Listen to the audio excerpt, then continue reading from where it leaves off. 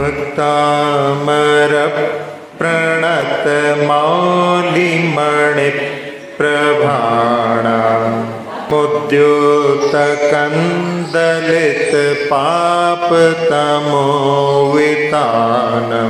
सम्यक प्रणम्य जिन पादयुगं युगादा वलंबनम भवजले पततांजनानां यः संस्तुतः सकलवाङ्मय तत्त्वबोधा दुद्भूत बुद्धिपटुभिः सुरलोकनाथैः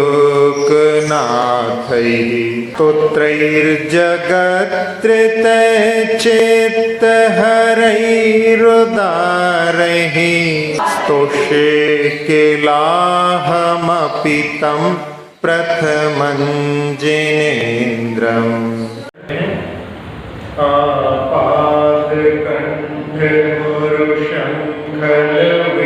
आपादकण्ठमुरुशङ्खलवेष्टिताङ्गा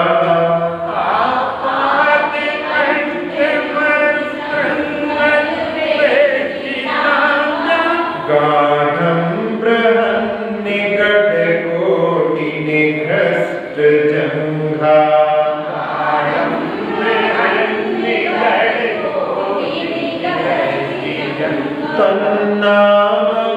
तन्नाममन्त्रमनिसं मनुजास्मरन्तः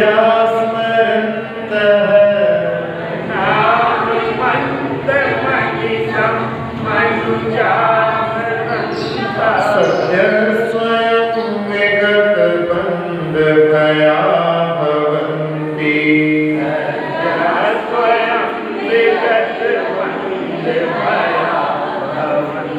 46वें काव्य अक्षर महाराज कह रहे हैं आपाद कंठम यानी पैर से लेकर के सिर तक पुरुषंखल वेष्टितांगा बड़ी बड़ी साधनों से जिनका अंग शरीर जकड़ा हुआ है गाढ़ यानी अत्यंत रूप से ब्रह्मन निगड़ कोटि निकृष्ट जंगा और बड़ी बड़ी पीढ़ियों की जो कोटि किनारे होते हैं उनके माध्यम से जिनकी जंघाएं छिल गई हैं मनुजः अनिशम तन्नाम मंत्र स्मरणता ऐसा मनुष्य यदि निरंतर आपके नाम रूपी मंत्र को स्मरण करता है सद्य स्वयं विगत बंध भया भवन्ति वह शीघ्र ही अपने आप ही बंधन के भय से रहित हो जाते हैं।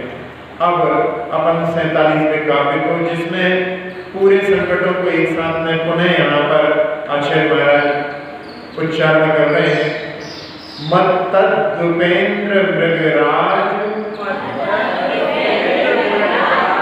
दवान लाही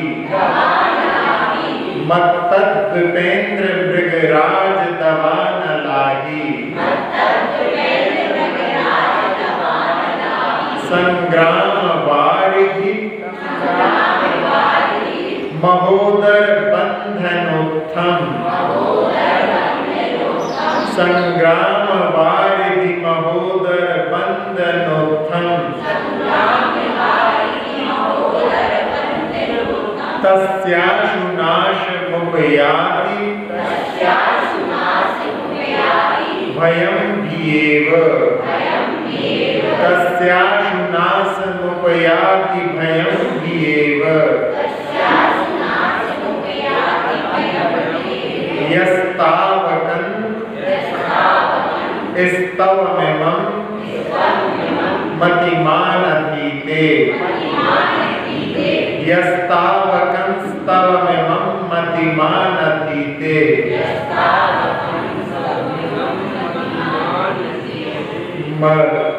मत्तद्दुपेन्द्र मृगराज दवान लाही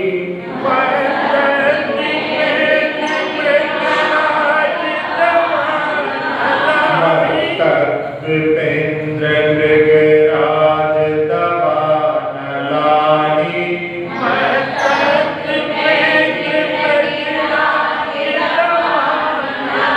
संग्राम वारिधि महोदर बंधनोत्थम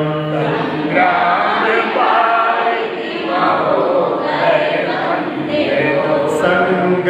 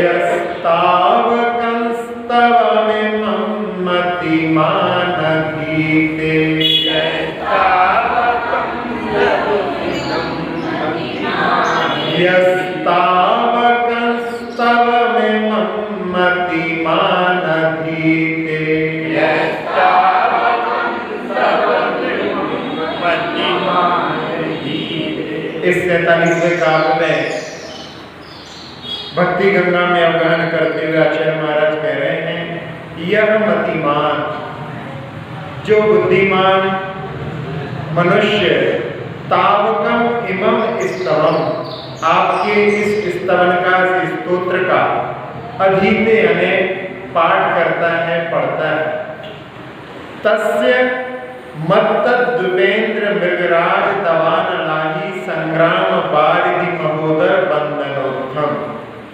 मत्त हाथी, मृगराज, दवानल सर्प, संग्राम, वारिधि यानी समुद्र, महोदर यानी जलोदर आदि व्याधियां और बंधन आदि से उत्पन्न हुआ, भयम धिया एवं आंसू नाशन हो गया थी, इनसे उत्पन्न हुआ डर मानो भय से ही शीघ्र विनाश को प्राप्त हो जाता है, भयभीत होकर के भाग जाता है जो मतिमान आपका यह स्तोत्र का पाठ करता है, पढ़ता है। इस प्रकार से इस स्तोत्र में जो 8 संकटों का वर्णन आया था, उनको पुनः चूलिका के रूप में आचार्य महाराज ने पुनः इस 47वें काव्य में बतलाया।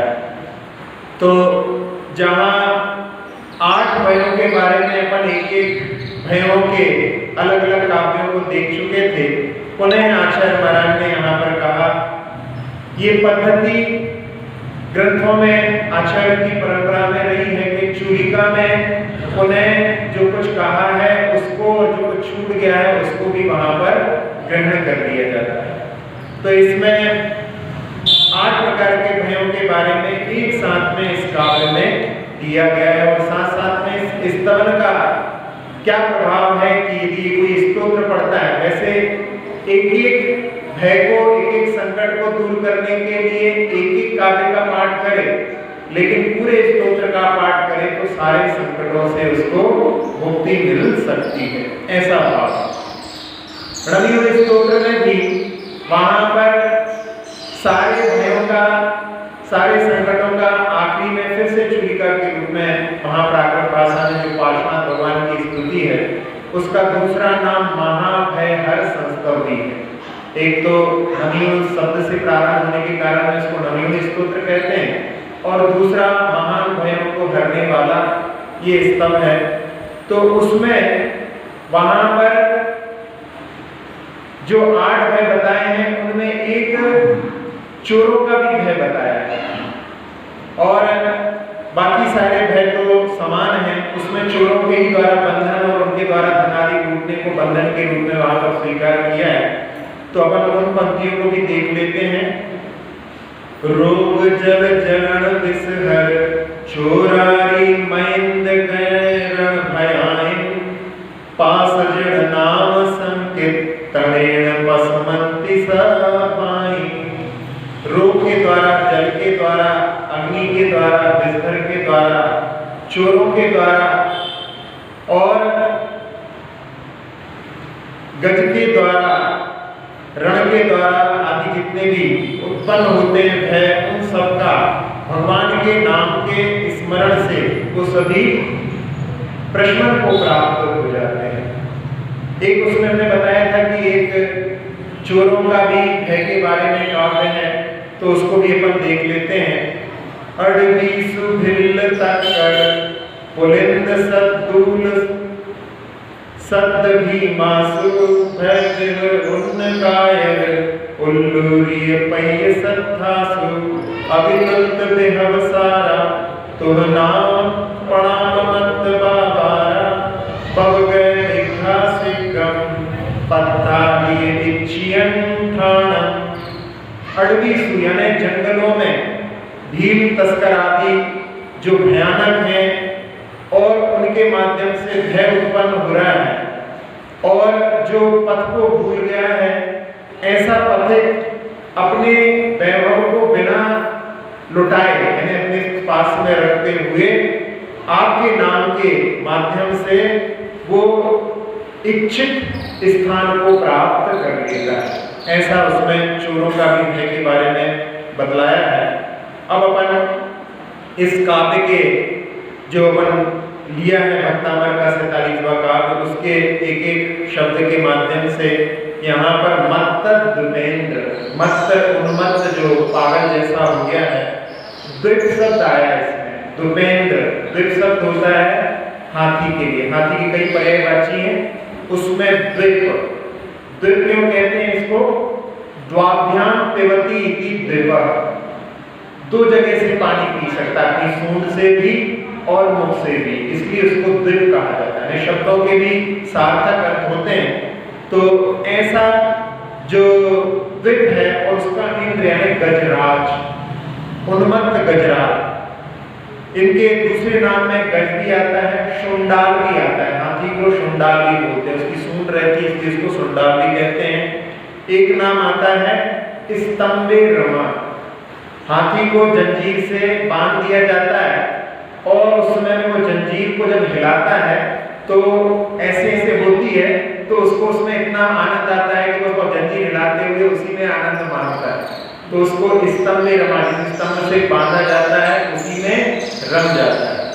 फिर एक नाम है इसका नाग, हाथी को नाग भी कहते हैं। क्यों कहते हैं? क्योंकि इसकी सूंड जो बनती है वो नाग जैसे आकार की रहती है, इसलिए उसको नाग भी कहते हैं। और एक नाम तो अपन ने पहले काव्यों में देखा ही था।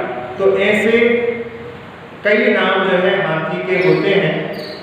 इसमें पहले हमने कई भयों के बारे में वर्णन किया था। एक हाथरस अलीगढ़ में बहुत पहले 70-80 साल पहले एक बार पंचकल्याण हुआ था और वहां पर लाखों की भीड़ एकत्रित हुई थी। दिल्ली आदि के आसपास के सारे जैन वहां पर एकत्रित हो गए थे और उसी बीच में वहां पर भीड़ में हाथी उन्मत्त हो गया। तो जो पंडित जी थे वो वहां पर की बहुत सारी पब्लिक है, यहाँ पर यदि ये उपद्रव कर दे तो बहुत सारी जनहानि हो सकती है, तो उसकी हाथी की सूंड पर ही वो चढ़ गए और उसको वहां पर महामंत्र के माध्यम से और वो उसको शांत करने का उन्होंने प्रयास किया। वो हाथी उनके मंत्र आदि के प्रभाव से बिल्कुल शांत हो गया था। तो ये घटना भी अपन ने पहले घटनाओं को लिया है, उसके साथ साथ में अपन इसको देख सकते हैं। अब दूसरा है मृगराज। हाँ, सिंह के लिए मृगराज कहा जाता है, मृग का राजा, ये तो उपलक्षण है। पहले भी आया था इसके बारे में कि उपलक्षण यानी एक का कह दिया, इसका मतलब बाकी सारे भी जानवर उसमें सम्मिलित हो जाते हैं।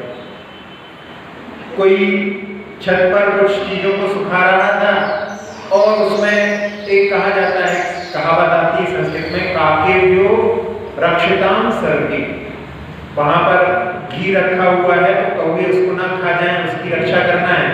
तो वहां पर केवल कौवे नहीं, बाकी और भी जिनके माध्यम से उसके लिए कोई परेशानी या बाधा हो सकती है, उन सब से उसकी रक्षा करने के लिए कहा जाता है। तो इसी प्रकार से यहाँ पर मृग तो उपलक्षण है, बाकी सारे जानवर भी, उनका भी राजा सिंह होता है, इसलिए यहाँ पर उसको मृगराज के साथ में ग्रहण करना है।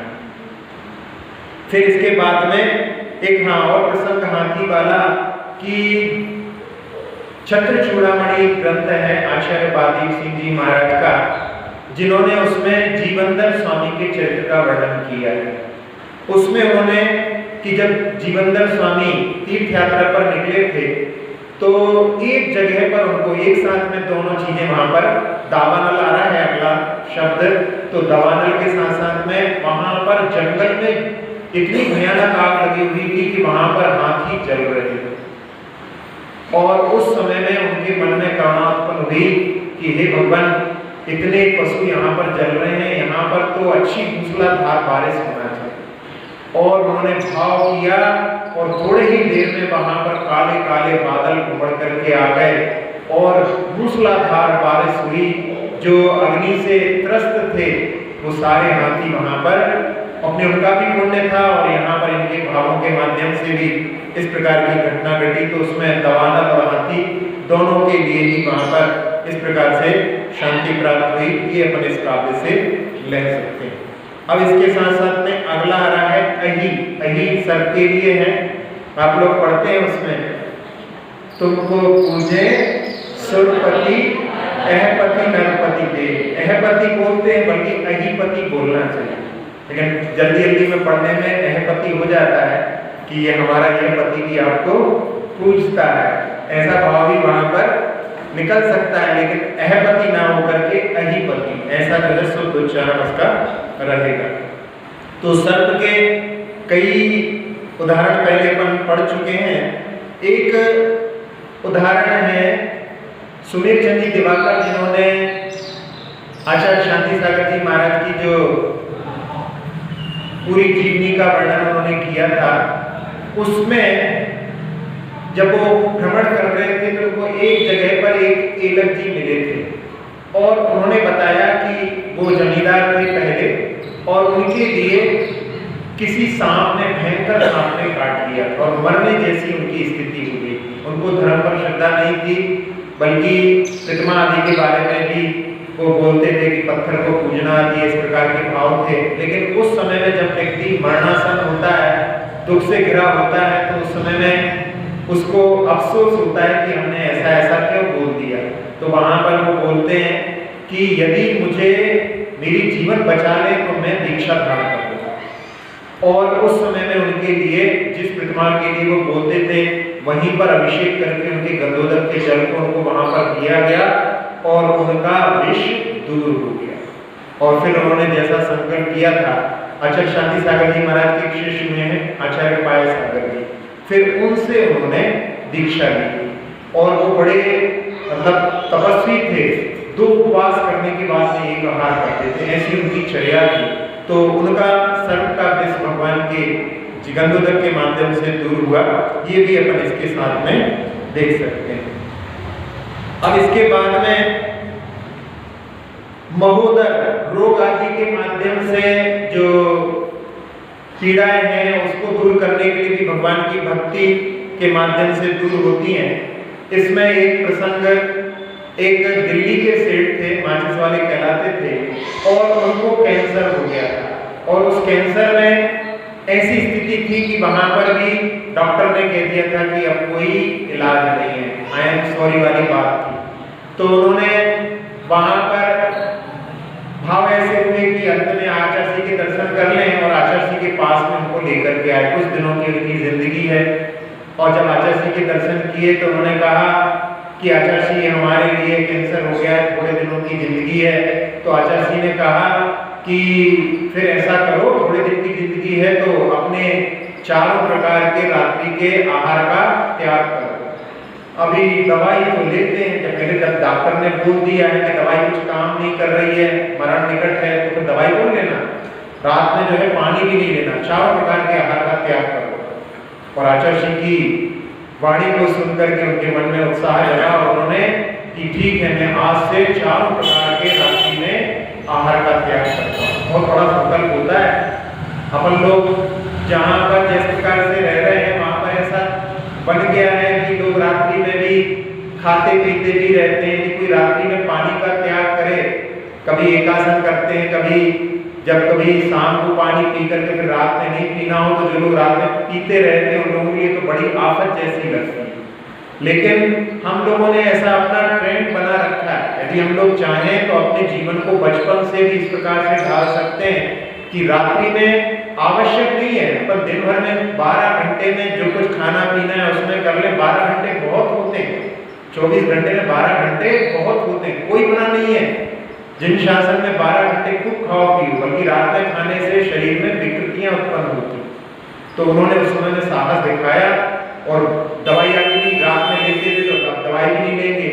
और ऐसा प्रभाव हुआ उनके संकल्प का कि उनके शरीर से वो कैंसर हो गया, कैंसर भी दूर हो गया।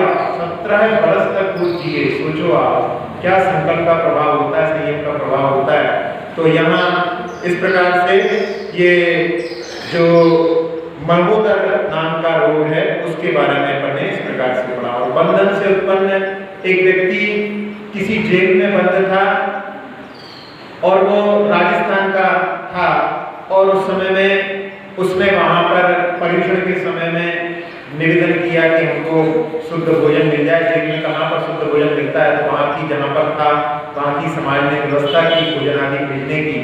और उस समय में उन्होंने वहाँ पर महाराज जी आदि के लिए भी अपना नमोस्तु भेजा। तो महाराज जी ने कहा कि भक्तामर के स्तोत्र का जो है पाठ किया करो, और उसने वहां पर उसका पाठ चालू किया। थोड़े ही दिनों में उसको वहां पर बाइज्जत बरी कर दिया, क्योंकि उसके विरुद्ध कोई भी साक्ष्य उपलब्ध नहीं थी। पहले उसको वहां पर झूठी गवाही के कारण में जेल हो गई थी, लेकिन बाद में उसके माध्यम से उसको मुक्ति प्राप्त हो गई। तो ये कुछ उदाहरणों को अपन ने देख लिया है। अब इसके साथ साथ में यहाँ पर कह रहे हैं कि इन सब से उत्पन्न हुआ भय खुद भयभीत होकर के शीघ्र ही भाग जाता है। भय एक ऐसा नौकसाय का अंग है, नौकसाय होती है उसमें भय भी आता है, और व्यक्ति भयभीत जब होता है तो उस समय में कुछ नहीं भी हो तो भी बहुत सारी उसके लिए समस्याएं उत्पन्न हो जाती हैं। भय किनके लिए होता है? जो दूसरों को भयभीत करते हैं। भय कसाई की, जब भय नौकसाई की बंधन किया है तो किसके लिए होता है? जिसने दूसरों को बहुत भयभीत किया है, उन लोगों के लिए भय कसाई की उदय की स्थिति होती है। एक बार एक व्यक्ति था, बड़ा डरता था, बिल्कुल हर बात पे डर लगता था उसको। तो उस समय में उनको किसी ने वहां पर कहा कि ये ताबीज पहन लो, अब तुमको जो है डरने की बात नहीं, अब कोई डर नहीं रहेगा। थोड़े दिनों के बाद में फिर वो आया और पूछा ठीक चल रहा है? कहने अब सब ठीक तो चल रहा है, लेकिन अब हमें ये भय लगने लगा है कहीं ये ताबीज ना खो जाए। मतलब वो कसाई जो है वो कसाई किसी दूसरे रूप से वहां पर इस प्रकार से निकलने लगी। तो भय की स्थितियां होती हैं, तो उसमें कई लोगों के लिए बहुत डर लगता है। आपको वो सुनकर के आश्चर्य होगा कि माइकल जैक्सन जो बहुत बड़ा सिंगर रहा है, वो जब हवाई जहाज स्टार्ट होता था उस समय में बच्चों जैसा डरता था, जबकि उनको कितना ट्रेवल करना पड़ता था हवाई जहाज से।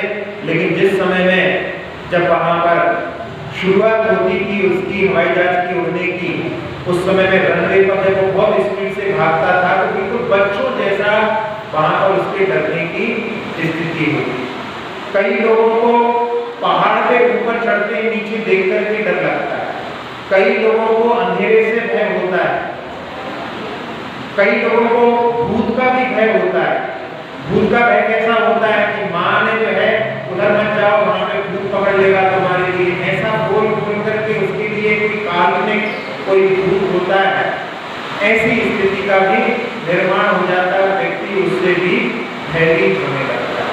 तो इस काव्य के माध्यम से यहाँ पर कहा गया है कि इन संकटों के माध्यम से जो भय उत्पन्न होता है वो भी स्वयं भयभीत होकर के वहां से शीघ्र ही भाग जाता है। और इसके साथ साथ में एक बात, जो भगवान का स्वरूप है उसमें भगवान ना स्वयं भयभीत हैं और ना किसी को भयभीत करते हैं। इसीलिए कहा जाता है कि जो डरते हैं डराते हैं वो रखें अस्त्र और शस्त्र। जो डरते हैं डराते हैं वो रखें अस्त्र और शस्त्र। जो कुरूप हैं वो ओढ़े सुंदर आभूषण और वस्त्र। जो कुरूप हैं वो ओढ़े सुंदर आभूषण और वस्त्र। भगवान आप निर्भय और सर्वांग सुंदर हो, इसीलिए परम दिगंबर। तो ये भगवान के स्वरूप, भगवान के पास में जो आता है वो निर्भयता को प्राप्त करता है। और संसार में आप कहीं भी चले जाओ, वहां पर उनके पास में जब स्वयं भयभीत हैं, दूसरों के लिए ऐसे मुक्त कैसे कर सकते हैं। इसलिए भक्तामर के काव्य के माध्यम से हम लोगों को प्रेरणा देकर के और सारे प्रकार के भयों से मुक्ति दिलाने वाला ये काव्य अपन सभी लोगों के लिए प्रतिदिन पाठ करना चाहिए। कब इसका पाठ होना चाहिए? वैसे सबसे अच्छा काल तो प्रातः काल है, लेकिन भक्ति के लिए कोई काल निषिद्ध नहीं। जहाँ 8 प्रकार के सम्यक ज्ञान के अंग बताए जाते हैं उसमें कालाचार भी आता है। तो उस कालाचार में जहाँ सिद्धांत ग्रंथों का संधि काल में जब सामायिक का काल होता है उनका पढ़ने का निषेध किया जाता है, लेकिन भक्तामर को पढ़ने का उन कालों में भक्ति ग्रंथों को, प्रतिमानियों के ग्रंथों को संधि काल में पढ़ने का भी निषेध नहीं बताया, उन कालों में भी उसका अपन पाठ कर सकते हैं। साथ ही साथ में अपन 8 उन अंगों में सबसे पहला अंग होता है शब्दाचार। शुद्ध शब्द का उच्चारण अपन लोगों के लिए करना चाहिए। इसके लिए प्रयास करें धीरे धीरे अपन, और उसके माध्यम से अपना शुद्ध उच्चारण होना चाहिए। शायद हमने आपको पहले सुनाया हो कि नमोकार मंत्र का भी शुद्ध उच्चारण और शुद्ध उसका उच्चारण एक आर्या छंद के माध्यम से होता है। उस आर्या छंद में नमो अरहंताणं, नमो सिद्धाणं, नमो आर्याणं, नमो अक्षयाणं, नमो यदि आप कोई गायिका के नमो लोले, तो वो जो है शुद्ध उच्चारण नहीं, उसमें वहां पर जो नमोकार मंत्र का आर्या छंद के अनुसार कहां पर कितनी मात्राएं 33 अक्षर 58 मात्राओं का उच्चारण है, वो आर्या छंद में हो सकता है। या एक और में चलती है नमो अरहंताणं, नमो सिद्धाणं, नमो आर्याणं, नमो अक्षयाणं, नमो लोके सवसाहुणं। इसमें भी पूरी मात्राओं का सही उच्चारण होता है। तो ऐसी कुछ अपन इनको लेंगे, आधार लेंगे, तो उससे अपना सही उच्चारण हो सकता है। एक सेठ शिखर जी की यात्रा पर निकले और उन्होंने अपने नगर में वहां पर भी जो भी चलना चाहे हमारे साथ यात्रा पर चले, सारी व्यवस्था मैं करूँगा, यानी भोजन आदि की सारी व्यवस्था मेरी है। आप लोग यदि यात्रा पर लाभ लेना चाहते हैं तो हमारे साथ चलें। तो बहुत सारे लोग उनके साथ में तीर्थ यात्रा पर निकल पड़े। पुराना जमाना था, बैलगाड़ियों से यात्रा हो रही थी, और जब संध्या काल में भोजन के बाद में कुछ लोग सोने लगे तो उन्होंने कहा कि शरीर का भोजन आप लोगों ने कर लिया है और आत्मा का भी भोजन करना चाहिए, यानी भगवान की भक्ति, नमोकार मंत्र का जाप, सामयिक आदि करना चाहिए। उसके बाद में आप लोगों को शयन करना है। तो सभी लोग सामूहिक नमोकार मंत्र का पाठ जाप करेंगे और उसके बाद में शयन करना। सब लोग तैयार हो गए और सब लोगों ने पाठ किया। सारे लोग जब शयन करने लगे तो सेठ जी चारों कोनों पर बैठ करके उन्होंने नमोकार मंत्र की जाप की और उस पूरे क्षेत्र को वहां पर बांध दिया हो जैसे। इस प्रकार से वहां पर उन्होंने सबको सुरक्षित करके और स्वयं भी वहां पर शयन करने के लिए चले गए।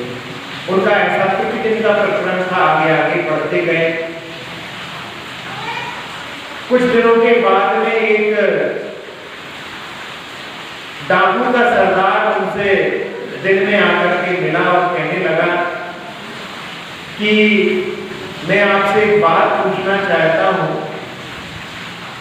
दिन में तो आपके यहाँ पर कोई भी सैनिक दिखाई नहीं देता है, लेकिन रात में आपके यहाँ पर कौन सी सेना आ जाती है जो पूरे आपके यहाँ पर जितना भी हुजूम चल रहा है उन सबको वहां पर सुरक्षित करने के लिए घूमती रहती है। तो सेठ जी को मंत्र सिद्धि पर वहां पर मंत्र के ऊपर कि ये बता रहे हैं, इसका मतलब है रात में देव लोग आकर के रक्षा करते हैं।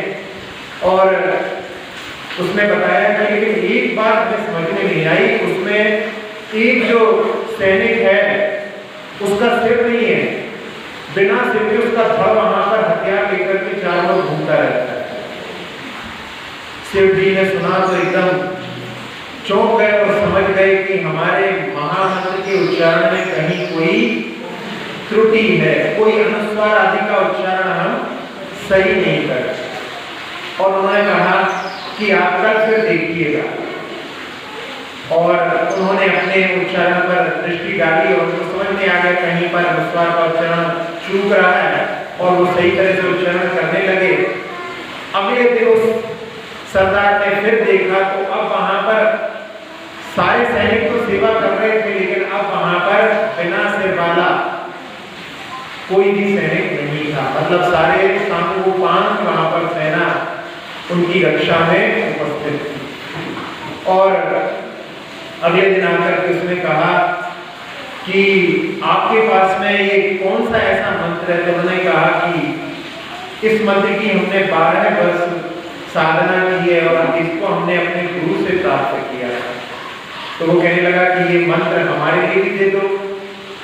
तो उन्होंने कहा कि इस मंत्र को प्राप्त करने की योग्यता यह है कि आपको 5 पापों का त्याग करना पड़ेगा, तब हम आपको ये मंत्र दे सकते हैं। और उसने अतिशय को देख दिया था और उसके मन में परिवर्तन आ गया था।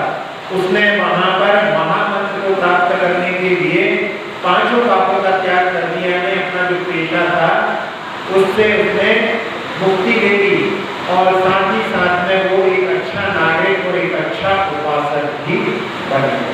तो इसी प्रकार से अपन यहाँ पर आचार्य महाराज कह रहे हैं कि इस स्तवन का जो अधीते यानी पाठ करता है, पढ़ता है, तो उसके पाठ में अपन उच्चारण की शुद्धता को भी शब्दाचार के माध्यम से यहाँ पर अपन उसके लिए भी स्वीकार कर लें और उसके शुद्ध उच्चारण की ओर ध्यान देते हुए भी हम इसका पाठ करेंगे तो अवश्य हमारे लिए विशेष लाभ उसके माध्यम से अवश्य प्राप्त होगा। एक इसमें प्रसंग, एक मेरठ के बाबा लालमन दास जी का भी एक प्रसंग है। वो मेरठ के थे और एक बार दिल्ली के कुछ यात्रियों के साथ में शिखर जी की यात्रा पर गए। उस यात्रा में उन्होंने मधुबन की यात्रा करने के बाद में जब वंदना प्रारंभ की तो रास्ते में उनका प्रतीक है सामायिक का समय हुआ और सामायिक करने के लिए एक जगह पर पेड़ के नीचे बैठ गए और उनको वहां पर एक सर्प ने आकर के डस लिया।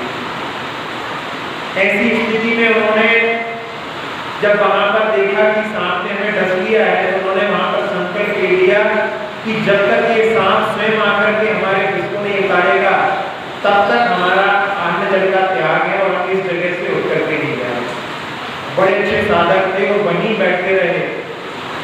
3 दिन के बाद में वो सर्प वहां पर आया और उनके विष को उसने जो छोड़ा था उसको वहां पर खींचा और उसके बाद में उन्होंने स्नान करके और 3 उपवास के साथ में वंदना की और उसके बाद में उन्होंने पारणा। सोचो पहले के लोगों के पास में कितना आत्मबल ही साथ साथ में शारीरिक बल के साथ में रहता। इन्हीं की घटना है कि जब वृद्धावस्था को ये प्राप्त हो गए तो इनकी आंख की रोशनी कम हो गई और एक बार मंदिर में ये माला लेकर के बैठे हुए थे और माला टूट गई। तो इन्होंने उस समय में संकल्प ले लिया कि जब तक मैं माला को जो टूट गई है फिर से दाने बिखर गए, आंखों में दिखता नहीं है, सबको बीन करके और पूरी माला नहीं बना लूंगा तब तक मैं यहाँ से नहीं उठूंगा।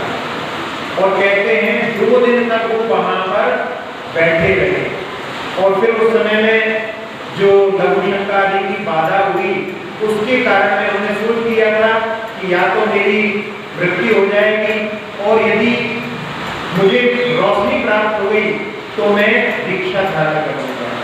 और जब उठे ये तो एक पत्थर निकला हुआ था, दिखता कम था, तो उससे उनका गले से टकराया और उसके माध्यम से इनको वहां पर चोट लगी और इनकी आंख की रोशनी वापस आ गई। फिर इन्होंने क्षुल्लक दीक्षा धारण की और इनका वर्णन वर्णी जी ने भी अपनी जीवन गाथा में किया है। ये भ्रमण करते करते जहाँ श्रेयांसनाथ भगवान का जन्म हुआ है बनारस के पास में जिसको सारनाथ कहा जाता है, वहाँ पर ये उस समय में विद्यमान थे और वर्णी जी जब श्यामबाग विद्यालय में पढ़ते थे तब वहाँ पर पास में है सारनाथ बनारस के और वहाँ पर वो गए और उन शुल्लक जी के उन्होंने दर्शन किए और उन शुल्लक जी का अच्छी साधना थी, को उपवास आदि भी करते थे, लेकिन एक उनकी आदत जो आप लोगों को सुनकर के लगेगा कि लोगों को पसंद नहीं आती थी, जबरदस्ती नियम देते थे। तो उस समय में उन्होंने वर्णी जी से क्या कहा कि क्या तुम कुछ त्याग कर सकते हो? तो पंडित जी ने सोचा कुछ पैसे के लिए बोलेंगे तो गरीब आदमी को अपन दे देंगे। तो उन्होंने कहा हाँ कर सकते हैं। तो उन्होंने कहा बताओ अपनी सबसे प्रिय चीज कौन सी है।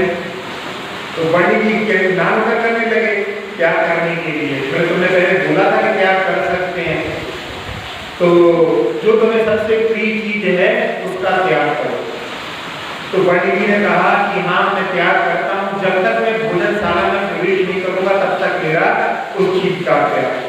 समझ रहे हैं, भोजनशाला के बाहर खाना नहीं है और भोजनशाला के अंदर जाएंगे तो त्याग है नहीं है, तो क्या त्याग होगा।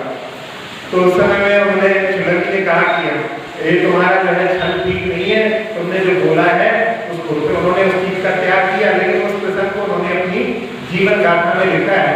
वही बाबा नारायण दास जी उनकी दो घटनाएं भी वहां पर भगवान की आस्था का ये भी एक रूपक अपन इस काव्य को ले सकते हैं। अब ये 8 संकटों के काव्यों को अलग अलग बताने के बाद में पुनः इसको बताया है। तो हमने एक बार पहले भी बताया था कि डॉक्टर हरमन जैकोबी जिन्होंने भट्टानगर का जर्मनी में अनुवाद किया है, उन्होंने उस समय में कहा कि इस काव्य की कोई आवश्यकता नहीं है। जब 8 काव्यों के एक एक अलग अलग बना दिए थे तो पुनः इसको लिखने की क्या आवश्यकता है। तो हमने पहले भी कहा था कि कई लोग जो पढ़ने लगते हैं तो वो आचार्यों की वाणी की भी समीक्षा करने लगते हैं। कई बार लोग जहाँ पर विद्यालय आदि में तत्व सूत्र का पाठ होता है, पढ़ाया जाता है, वहां पर कहते हैं कि तीसरा और चौथा अध्याय ठीक नहीं है, इसको नहीं रखना चाहिए। कुछ लोगों की ऐसी भी बुद्धि चलने लगती है, लेकिन उनको भी यदि अच्छी तरह से प्रस्तुत किया जाए तो उसके माध्यम से भी बहुत सारे रहस्य जो अनसुलझे हैं वो सुलझ सकते हैं। इसलिए अपने को आचार्यों की वाणी की समीक्षा ना करके उनको यहाँ पर एक एक काव्य के माध्यम से एक एक संकट दूर होता है, लेकिन सारे संकटों को दूर करने वाला इस काव्य के माध्यम से कह रहे हैं कि तावकम एवं स्तवम अधीते, जो आपका यह स्तवन स्तोत्र पढ़ता है उनके ये सारे संकटों से उत्पन्न होने वाले भयभीत होकर के भाग जाते हैं। इस बात को यहाँ पर अपन इसके साथ साथ में देख लेना चाहिए। अब भगवान की भक्ति का प्रभाव का एक प्रसंग और लेकर के हम इस काव्य का समापन करेंगे कि भगवान की जब भक्ति करते हैं तो उसके माध्यम से यहाँ पर ये कहा कि भगवान की भक्ति का एक माध्यम ये स्तोत्र भी है, और भी किसी माध्यम से हम भगवान की भक्ति करते हैं तो उसका प्रभाव किस प्रकार से पड़ता है, उसके लिए आगे की एक घटना को अपन लेते हैं। भक्ति का प्रभाव जीवन में अवश्य पड़ता है। कई लोगों की ऐसी धारणा हो जाती है कि भक्ति से कुछ नहीं होता है, लेकिन यदि श्रद्धा के भावों से भर करके भक्ति की जाती है तो उसका प्रभाव शरीर के ऊपर भी पड़ता है। इसीलिए अमेरिका में वहां पर 85 यूनिवर्सिटीज में मेडिकल यूनिवर्सिटी है जहाँ पर मेडिकल की पढ़ाई होती है, वहां पर कोर्स में प्रेयर को सम्मिलित किया है। यानी प्रेयर के माध्यम से, प्रार्थना के माध्यम से शरीर के ऊपर भी प्रभाव पड़ता है। 30 सालों से वहां पर रिसर्च हो रही है। उसमें एक रिसर्च में 10-10 ग्रुप, 10-10 के लोगों का ग्रुप बनाए, 3 ग्रुप बनाए। उसमें एक ग्रुप के ऊपर वहां पर प्रार्थना करवाई गई, बीमार लोगों के उनसे प्रार्थना करवाई गई। एक ग्रुप के लिए वहां पर अरे कुछ नहीं होता, कुछ से दवाई से भी कुछ नहीं होता, ऐसी नेगेटिविटी उनको फैलाई गई। और एक को सामान्य, कुछ नहीं, जो दवाई देगी बस इतना पड़ेगा। तो उसमें देखा कि जिन्होंने प्रेयर की थी उनकी रिकवरी रेट दुगनी हो गई, यानी जल्दी वो ठीक हो गए। और जिनको नेगेटिविटी बताई गई थी कि कुछ नहीं होता, उनका रोग वृद्धि को प्राप्त हो गया दवाई लेने के बाद भी। और जो सामान्य थे उनकी सामान्य ही रिकवरी हुई। तो इसके माध्यम से प्रार्थना का शरीर के ऊपर भी प्रभाव पड़ता है, इसको स्वीकार करना चाहिए। यदि अपन उसको ऐसा मान ले, कई लोगों की धारणा हो जाती है कुछ नहीं होता, तो फिर उसका वाकई में प्रभाव नहीं होगा, क्योंकि अपन ने धारणा बना ली है। तो इसलिए जिन लोगों के लिए रोग आदि हो जाते हैं उन लोगों को कई बार होता है ऐसा, कभी कभी कोई आकर के ऐसी चर्चा भी करते हैं कि अरे हमने तो बहुत करके देख लिया, कुछ नहीं होता, कुछ नहीं होता। तो वो ऐसी धारणा बन जाती है, लेकिन अपने को ऐसी धारणा को ना बना करके और इस नेगेटिविटी को अपने को बार बार जो है बोलने से और ज्यादा दृढ़ हो जाती है, उससे भी अपने लिए बचने का प्रयास करना चाहिए। तो भक्ति का प्रभाव कि जब दुर्योधन को एक विद्याधर ने पकड़ लिया और उस समय में गंधर्व नाम के विद्याधर ने जब उसको पकड़ लिया और पांडवों को पता पड़ा तो उन्होंने अपने प्रयास से उनको वहां से मुक्त करा करके लेकर के आए। और उनकी बात वहां पर यह थी कि भले ही हम आपस में लड़ते हो, ये कौरव है ये पांडव है, लेकिन जब कोई दूसरा कोई आता है तो उस समय में हम 5 और 100 नहीं, हम 105। तो इस भाव से उन्हें बचा लिया। लेकिन जिनके मन में कालुष्य भरा हुआ है, वो वहां पर दुर्योधन को ऐसा लगा कि तो हमारा अपमान हो गया और उसने घोषणा की अपने जो छोटे राजा थे उनके बीच में कि कोई ऐसा है जो इन पांडवों को मार सके। मैं अपना आधा राज उनके लिए दिया, जहां पांडवों को 5 गांव देने के लिए तैयार नहीं है, लेकिन उनके प्रति ऐसा मन में विद्वेष की उनको यदि कोई मार देगा तो मैं उनके लिए आधा राज देने के लिए तैयार। तो एक कनकध्वज नाम का एक राजा, और उसने कहा कि मैं आपके संकल्प को पूर्ण करूंगा 7 दिन में, और यदि इस संकल्प को मैं पूर्ण नहीं कर पाया तो मैं स्वयं अग्नि में प्रवेश कर जाऊंगा। और उसने कात्या विद्या सिद्ध करने के लिए एकांत स्थान पर जाकर के और उसकी विद्या की सिद्धि में लग गया। जब वो विद्या सिद्ध करने में लगा हुआ था और इस समय में नारद जी को पता पड़ गया और उन्होंने जाकर के पांडवों को खबर दे दी कि जो विद्या सिद्ध कर रहा है वो विद्या बहुत ही शक्तिशाली है, उससे अधिक हो सकता है, इसलिए आप लोगों को भगवान की भक्ति करना चाहिए। और वहां पर 5 पांडव भगवान की भक्ति में तल्लीन हो गए। और जब इन्होंने भगवान की भक्ति की तो उसके माध्यम से देव की भक्ति से उसका आसन कंपायमान हुआ और वो अपने अभिज्ञान के माध्यम से जान करके वहां पर उपस्थित हो गया और उसने द्रौपदी का अपहरण कर लिया। द्रौपदी का अपहरण हुआ तो नकुल सहदेव उनको बचाने के लिए ढूंढने के लिए जाने लगे और जब वो घने जंगल में पहुंचे तो वहां पर उनको प्यास लगी और उन्होंने वहां पर एक कुंड में पानी देख करके उसका पान किया और दोनों बेहोश होकर के गिर पड़े। उस समय बाद में अर्जुन गए और अर्जुन जब वहां पर पहुंचे तो उन्होंने नकुल सहदेव को वहां पर मृतप्राय पाया। तो उस समय में वो रुदन करने लगे और उन्होंने वहां पर पूछा कि कौन है जिसने हमारे भाइयों को मारा है। तो वहां पर से आवाज आई कि पहले कुंड का पानी पी करके बताओ तो हम तुमसे बात करेंगे। तो उन्होंने भी कुंड का पानी का जब पान किया तो वो भी बेहोश होकर के गिर गए। फिर भीम आए, उसके बाद में युधिष्ठिर आए और सारे पानी पी करके सब बेहोश हो गए। और इधर 7 दिन होने पर वो कात्या विद्या सिद्ध हुई और उस विद्या ने उनके स्वामी से आज्ञा मांगी कि मैं क्या करूं। तो उस समय में उस कनकध्वज राजा ने कहा कि जाकर के उन पांडवों को मार दो। और वो विद्या वहां पर उनके लिए ढूंढते ढूंढते उसी जगह पर पहुंच गई। और उस समय उस देव ने जिसने द्रौपदी का अपहरण किया था एक भीड़ का रूप बना करके और वहां पर जब विद्या पहुंची तो उससे कहा कि ये तो सारे वर्ण को प्राप्त हुए और सबको पलट पलट करके दिखा दिया कि ये तो मर चुके हैं। तो विद्या पूछती है कि मैं क्या करूं।